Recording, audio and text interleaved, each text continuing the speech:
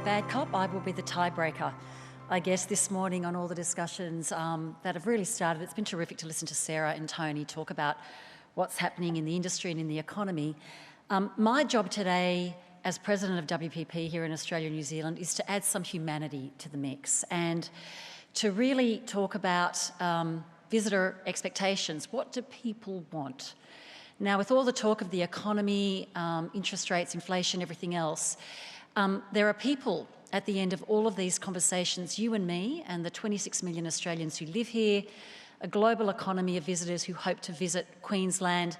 And I think it's really important to look at some of the behaviour that will shape the decisions that Aussies and international visitors make. So I'm going to talk about visitor expectations and what's new in 2022. Now, the wonderful ability of WPP is to reach into all of the research that we conduct with thousands upon thousands of Australians and people around the world. And we do a lot of longitudinal research, and because I knew I was coming here, about 6 weeks ago we went back into the field and we looked at the questions that we asked back in 2018 with regard to travel. And we revisited those very same questions about 6 weeks ago in 2022 to see some of the differences in the 5 years. Now, back in 2018, nobody had ever heard of a pandemic like COVID.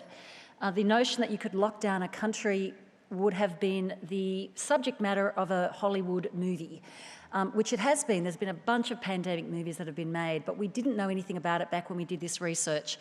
And it's an interesting opportunity and a study in comparison. So let's start with what travellers want, what you and I and everybody else who travels really wants when they're going on a holiday.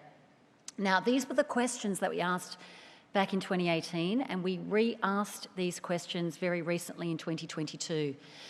An adventure that is genuinely unique, up from 68 to 82%, an experience that lets me switch off completely. Goodness knows, after 2 years of everything, people need to really cool off and switch off. Sun and more sun. Now, as somebody who lives in Sydney, like Sarah, we've had more rain than I can remember in my lifetime, and this is the place for sun. And look at today. Today is why people come to Queensland. It's the best advertisement for our country, for this nation, for your state, for the world. It's what people are looking for, and value for money has just jumped astronomically. If it's worth it, I will always find the money. That's how people feel about travel in this country. Now, we looked at a couple of other countries. We looked at England. I think we looked at the United States as well. You can see the differences in those numbers, and if you want a copy of this presentation, I'm sure that Destination Queensland can give you a copy of all of this research. We're very happy to share it. But you can see that the English want sun and more sun. I'm not sure. I was in the UK about a week and a half ago. I wore a T-shirt. In October, they've had more sun than they know what to do with, but once you have a taste of it, you love it. Value for money is the great big mover there with no surprises. And then finally, what do Americans want? An adventure that is genuinely unique. This is the place for adventure. When I look at some of the things that are on offer in Queensland, it's extraordinary. It was once a place where you had a drink and you lay by the pool. Now there are more things that you can do that are adventurous than pretty much any other place in the country. And you can see some of the changes there. Now, what does this mean? I think upping the ante on adventure and listening to the Premier talk about some of the great things you can do in Queensland is really about positioning some of the incredible things that you can do in this great state, more than just enjoying the sun and a chilled out, laid back holiday. Relaxation is Queensland. Even when I come here for business, and I come here a lot, we have an office in Brisbane. Essence MediaCom are your partners in the media landscape. I always feel differently to how I feel when I travel to all the other parts of Australia where we have offices. It is the relaxation state for very good reason. And a notion of value versus cheap. Aussies aren't talking about cheap holidays, they're talking about good value for money. So let's make sure that we up the ante on what we mean by value, because the opportunity is there. Number two, some of the emerging trends from Australia, from the US and from the United Kingdom. The flexi work holiday is a big one post-COVID. The question we asked is this one: I'm working remotely in a place where I can combine a holiday and still feel like a local. Now, We have 110,000 employees around the world at WPP, and I've currently got a couple in my team who are working full-time, but out of our UK office, our London office, out of our New York office. They're just reversing the hours. And it feels like a bit of a break that they are still working very hard, just in another part of the world. And this is a massive opportunity. And this first quote, my company now allows me to work from any of our offices in the world, so I pick the ones where I want to explore the city and the culture. This is a big story post-COVID, the work-holiday combination, where you feel like you are engulfed in the local flavour and the culture, but you're actually working at the same time. There's lots of opportunities for this particular trend. The second one is one I've called serious comfort. I'm seeking creature comforts, including some luxury, more than I used to. So the Langham Hotel opening, all of the opportunities to feel a little bit luxe, a little bit special and a little bit spoilt. No surprise after the couple of years that we've had. But this is important. People want to feel like it's worth it. And this is a great quote. Travel is too hard these days to do it badly. I'd rather find the money than cut corners or delay my trip until I have enough money. Now, we had hundreds of those quotes that came back in the research, people wanting to do it up in style. And some of the things that you have on offer in this state really allow for that experience, so that when you come back from a holiday, you really feel like you've actually had one and it feels special. Now, this is a trend that I'm pretty hot on because there are a lot of single travellers, and lonely is very different to being alone. The fastest growing demographic in Australia are those people that are happily single. And if you look at a lot of the advertising in pretty much every category, everything you see is happy families and happy couples travelling together. We need to call out and make accessible, if we're talking about the year of accessibility in 2023, for those people that love travelling alone. Now, the fastest growing segment is married people who travel on their own. We've got quite a few of them in our organisation, and I made the faux pas the other day of talking to one of the women who works with me, and I said, so you and your husband are going on a holiday? She goes, no, Rose, it's just me. I'm going on my own. They've got 4 kids, and they're all under the age of 10. And I said, so what are you doing with the munchkins? And she's like, he'll take care of them. He can have a taste of what it's like. I'm going on my own. Now, this is an incredibly important, powerful, lucrative segment because they've got the dough. They have the money. And so how are we making Queensland feel welcome for those people who are travelling on their own, who are happily married or in a relationship or in a couple, but frankly, they just want to do it up in style and they don't want to have to take the entire family with them? This is a phenomenal growth opportunity right here. And next time I will be more careful in the choice of words because I've got dozens of these experiences, even in my own business, of couples doing exactly this.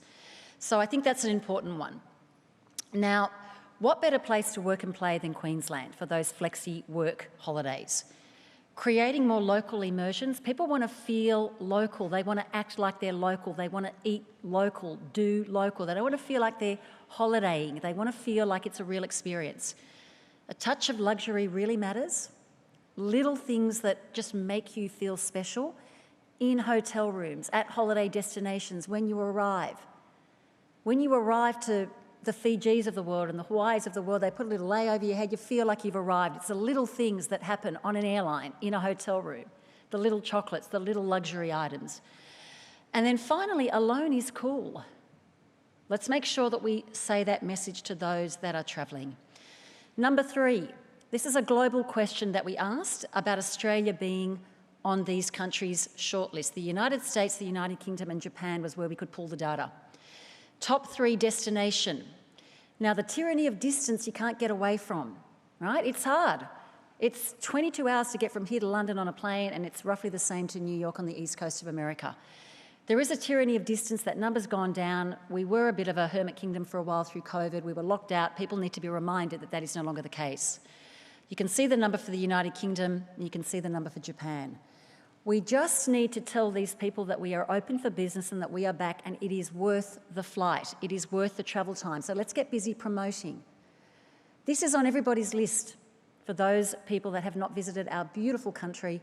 It's on everybody's list. Queensland needs to be on that list when they come.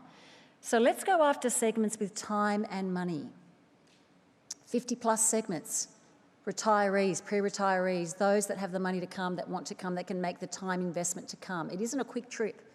If you're coming from the United States, from the United Kingdom, you've got to invest some time and energy. Let's make sure that we're communicating all of those things.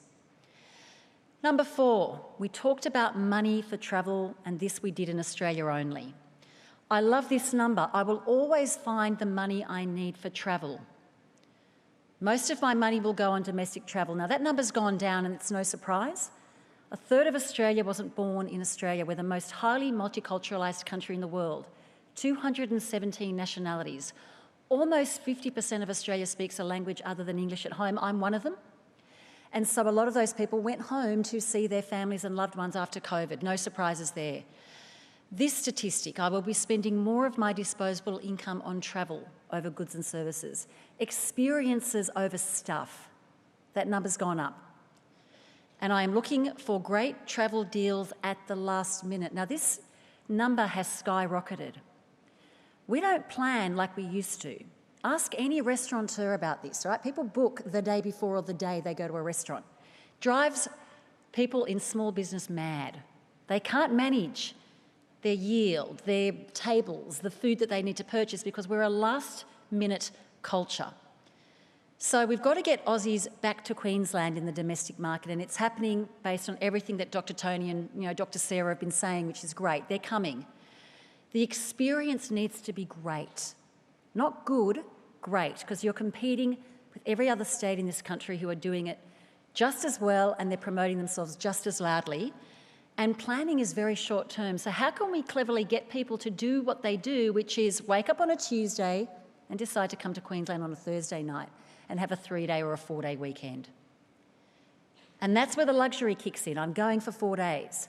Friday, Saturday, Sunday, Monday. I'm going to have a great time. I'm going to blow a couple of $1,000, really enjoy it, and get back to work on Tuesday and feel like I've had a real break.